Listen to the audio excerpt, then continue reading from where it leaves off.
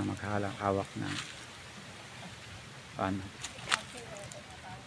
Ayun yung ilong ni Jesus. Nasa puno ng Jimelena. Nasa gilid. Yung makita ko dun. So ito yung binubuo na buwan.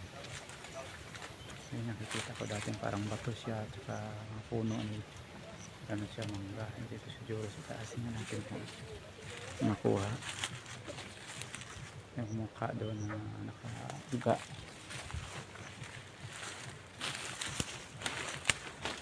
Ayun yung mangga, yung representative of Ark of Covenant, at saka si Joros yung sa taas na nakahiga.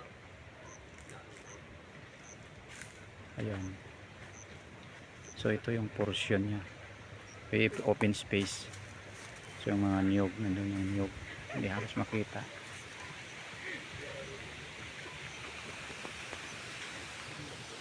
So yung welcome namin na dito ng kayo. So yung mga tanang hangin taas. Ayan. So dito, so nasasabi sa kasulatan na hindi maraming magtatangka na makapasok, pero hindi siya makapasok kasi umamasdan ito yung kandang, yung bahay, may bantay na aso, walang tao dyan, baka umalis. Yung panang babuyan, ayun, babuyan sa picture. So ito yung Madrid Cacao, Madrid Kapila na tawag dito, yung Jimelena, yung mangga nyug. So dito yung Ark of Covenant gilid, yung puno lang, yung represent ng puno na siguro na yun yung pinakakwa ng ostya. Yan, yung bote ng ostya, yung baso ng ostya. Pa yung kabila, ito yung pa naman, binili na yung puno ng represent ng bino din. So ayun siya, yung golden, parang golden na yung daon nyo, golden. Ayan, represent ng Ark of Covenant. So nandyan yung dyan nakahiga si Joros sa taas. So iba yung makita mo dito sa akong dito ka kaysa sa satellite sa taas. Ayun yun, parang may nakahiga taas. Dito yung presensya ng Diyos. Ayun, sabi nga yun, aroon na yun, no? Parang nakahiga na tao sa taas. Ayun yun, gumalaw siya. Ayun, ayun yun. Dito kami ngayon, Lord God. So yun, ayun yun, mas tanan nyo na mabuti. Nakarating na kami dito. So yung kinatayuan ko ngayon yung tabernacle. Sabi ko, tayo ako sa tabernakulo. Totoo naman kasi hindi ka makakapasok doon kasi ito nga yung kandang, yung matulis na panang, ayun yun, matulis yan. Yung sabi ng Bible. So dito talaga kami nakatayo ngayon. Tabernakulo na to eh. So ibig sabihin na yon, sinubukan ko lang kanina doon tumayo kasi nandiyon yung Ark of Covenant at saka yung ostya, Jesus, at saka yung basta dito na kami sa harap nila ng presensya ng Diyos. So ito mga kasama ko sa likuran ko ngayon.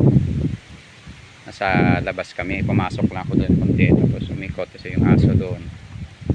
Ayun na natin na mabulabog siya. Nakabantay siya, yun sa ilalim na siya. Nisom natin yung magbabantay, ayun.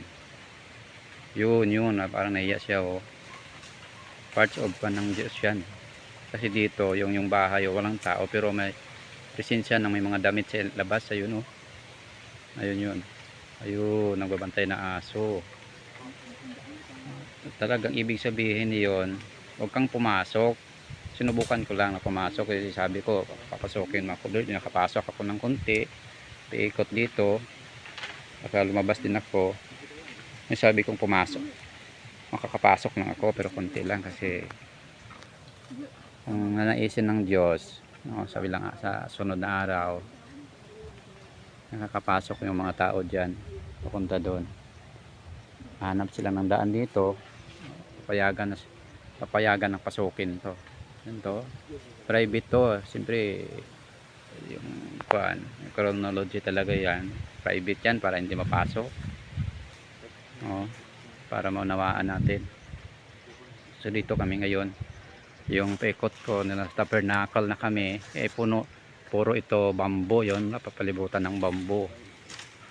Ayun yan, yan yung mga kasama ko. Nung dinaanan namin yung sementeryo nasa ilalim, ang sementeryo yun doon, dinaanan namin.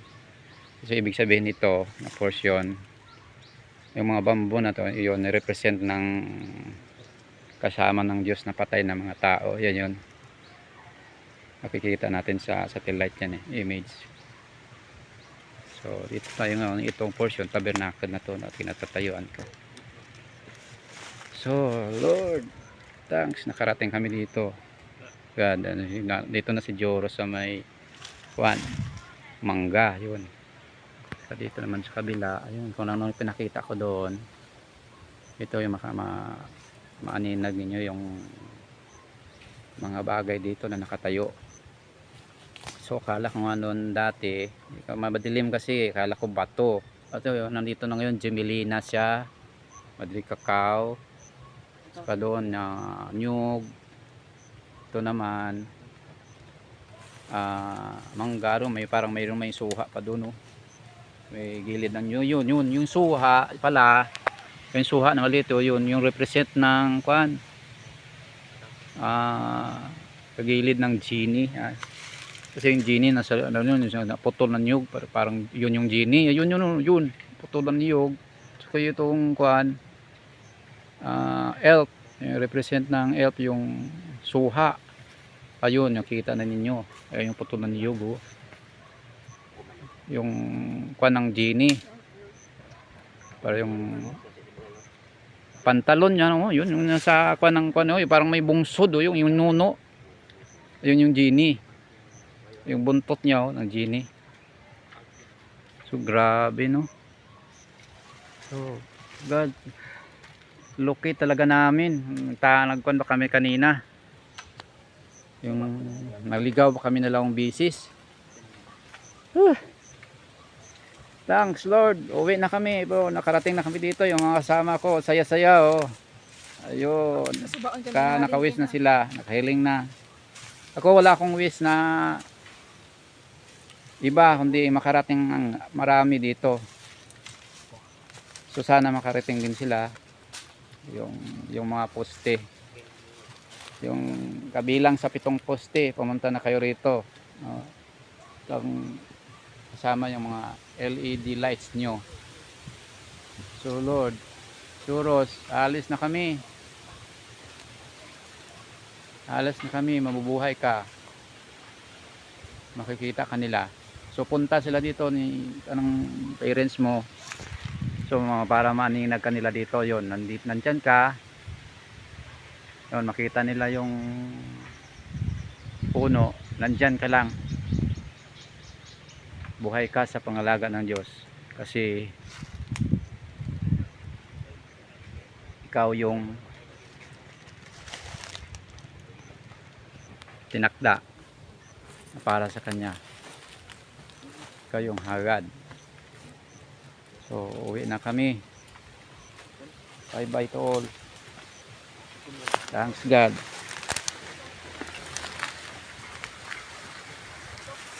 Uwi na kami, uwi na.